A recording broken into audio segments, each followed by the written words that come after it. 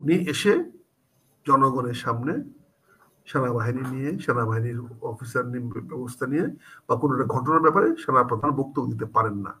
আমার দেশের army act এটা অ্যালাউ করে না। কিন্তু এখন তো কোনো আইন নাই। আপনি যেখানে প্রধান উপদেষ্টার অফিস বন্ধ করে দিয়ে রাখছে আহত, বিপ্লবে আহত ছেলেরা, আহত, খেয়াল করে দেখেন, যারা সরাসরি বিপ্লবে আহত হয়েছে তাদেরকে প্রধান উপদেষ্টার গেইটে গিয়া ধাক্কাতে হচ্ছে। কমান্ডার, ব্যাটালিয়ন কমান্ডারকে কারা মেরেছে? তার অধীনস্থ সৈনিকেরা। অধীনস্থ সৈনিকেরা যখন মেরেছে, উনারা মরে গিয়েও তো ওনার দায় এড়াতে পারেন নাই, কারণ সৈনিকটা তার অধীনস্থ ছিল। সেনাপ্রধান তার বক্তব্য দিয়েছেন। বক্তব্যের দুইটা অংশ আছে বক্তব্যের। একটি বক্তব্য হলো উনি ভাষাগতভাবে কি বলেছেন, আরেকটি বক্তব্য হলো তার অন্তর্নিহিত অর্থ কি। এখানে যদি আমরা দুইটা জিনিসকে পাশাপাশি দেখি তাহলে দেখব যে সেনাপ্রধান গিয়েছিলেন আর্মি অফিসারদের রিটায়ার্ড অ্যাসোসিয়েশনের একটি সভায়, রিটায়ার্ড অফিসারদের একটি আলোচনা সভায়। সেখানে বিডিআর হত্যা দিবস পালন করা হয়েছিল 25 ফেব্রুয়ারি উপলক্ষে। সেখানে বক্তব্য দিয়েছেন তিনি। সে বক্তব্য দিতে গিয়ে দেশীয় রাজনীতির প্রেক্ষাপট, বর্তমান অবস্থান, এর ভবিষ্যৎ কোন দিকে বাংলাদেশ যাচ্ছে, এই সম্বন্ধে একটা দিক নির্দেশনা বক্তব্য দিয়েছেন। এই বক্তব্যটা exclusively for the consumption of retired officers, তাদেরকে মোটিভেট করার জন্য বা তাদের সামনে বক্তব্য দেওয়ার জন্য উনি সেটা বলেছেন। কিন্তু সেটা রাষ্ট্র নিয়েছে, রাষ্ট্রের প্রতি উনি একটা বক্তব্য দিয়েছেন। উনি অফিসারদেরকে বলেছেন, আপনি জানেন যে এই বিডিআর এর আন্দোলনটা অফিসাররাই করে আসতেছে এবং সেই প্রথম থেকে, সেই 2008 সন থেকে ঘটনা ঘটার পর থেকেই আমাদের অফিসাররা এই ব্যাপারে অত্যন্ত সচেতন হয়ে এই আন্দোলনটা 2009, আমি যদি ভুল নয় 2009, হ্যাঁ, তখন থেকে অব্যাহতভাবে তারা করে আসতেছে। এবং সেই আন্দোলনের ফলশ্রুতিতে এবার তারা এসে জাতীয় সেনা দিবস পালন করার একটা ঘোষণা সরকারের কাছ থেকে পেয়েছে।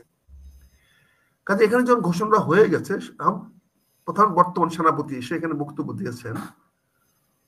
প্রথমত, দেশের স্বাভাবিক অবস্থায় সেনা প্রধানের এখানে এসে বক্তব্য দেওয়াটা দেশের প্রচলিত আইনে এবং আমাদের সংবিধান এবং সেনাবাহিনীর অ্যাক্ট অনুযায়ী এটিও একটা অপরাধ ছিল। উনি এভাবে বক্তব্য দিতে পারেন না। উনি এসে জনগণের সামনে সেনাবাহিনী নিয়ে, সেনাবাহিনীর অফিসার ব্যবস্থা নিয়ে বা কোনো একটা ঘটনার ব্যাপারে সেনাপ্রধান বক্তব্য দিতে পারেন না। আমার দেশের আর্মি অ্যাক্ট এটা অ্যালাউ করে না। কিন্তু এখন তো কোনো আইন নাই। উনি এখন দেশের ডিফেক্টো শাসনকর্তা এবং ওনার বক্তব্যের মধ্যে এটা প্রকাশিত হয়েছে। ওনারা কিন্তু ডাইরেক্ট বস হলেন প্রধান উপদেষ্টা, সেনা উপদেষ্টা, ডাইরেক্ট বস।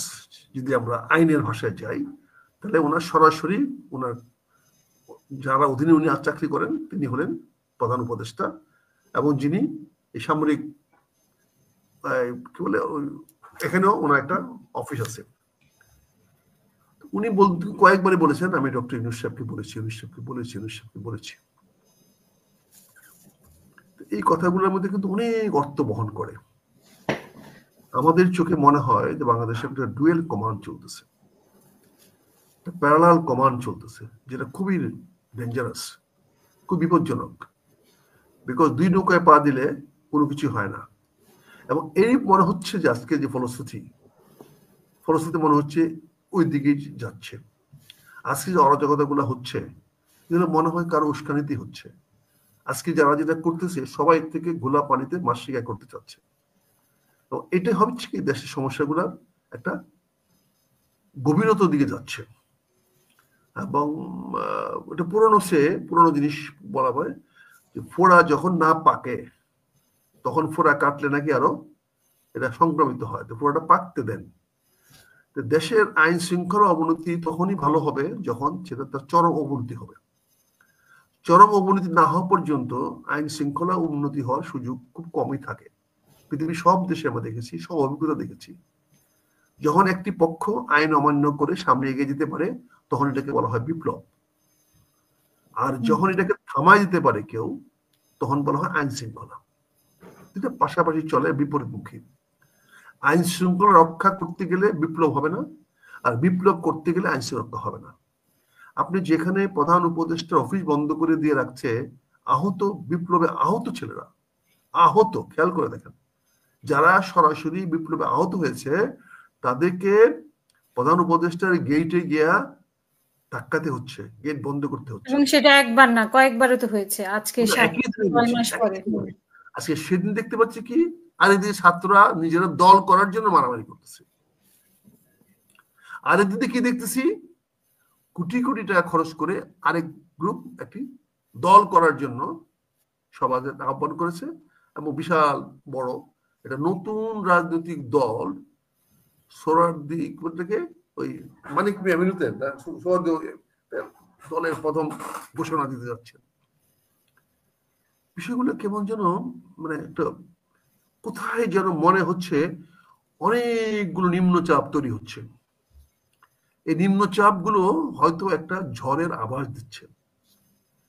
আমরা একটা চরম অবনতির দিকে যাচ্ছি, এবং সেটাকে আরেকটু সাবধান করে দিয়ে সেনাপ্রধান সতর্কবাণী ঘোষণা করে দিয়ে বিষয়টাকে আরো বেশি মানে আরো বেশি কি বলে স্পষ্টকতা করে দিয়েছে।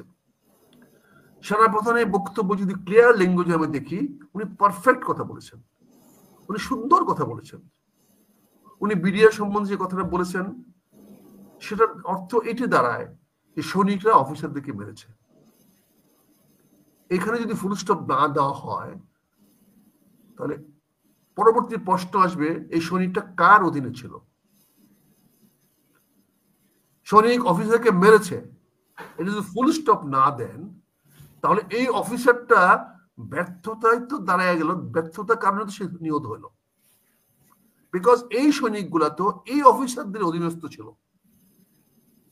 এই সৈনিকগুলা তো জেনারেল শাকিলের অধীনে ছিল। সো জেনারেল শাকিলকে কারা মেরেছে? কর্নেল মুজিবকে কারা মেরেছে? ওই সেক্টর কমান্ডার, ব্যাটালিয়ন কমান্ডারকে কারা মেরেছে? তার অধীনস্থ সৈনিকেরা। তো অধীনস্থ সৈনিকেরা যখন মেরেছে, ওই উনারা মরে গিয়েও তো ওনার দায় এড়াতে পারেন নাই, কারণ সৈনিকটা তার অধীনস্থ ছিল, এর দায়িত্ব তার উপরেই দাঁড়াবে। কাজে সেনা প্রধান অত্যন্ত সুন্দর সূক্ষ্মভাবে, অত্যন্ত গভীরে বলেছেন ফুল স্টপ দেন। কারণ ফুল স্টপ না দিলে ওই হাজার হাজার সৈনিকরা জেলখানায় আছে, 17-18 বছর ধরে আজকে জেল কাটতেছে, তারাও তো বাংলাদেশের নাগরিক। সবাই কি 57 জনকে 17 জন গুলি করছে না 200 জন গুলি করছে? বাকি হাজার হাজার কি করেছে? সিলেটের সৈনিকে কি করেছে? চিটাগাংয়ের সৈনিক কি করেছে? খুলনার সৈনিক কি করেছে?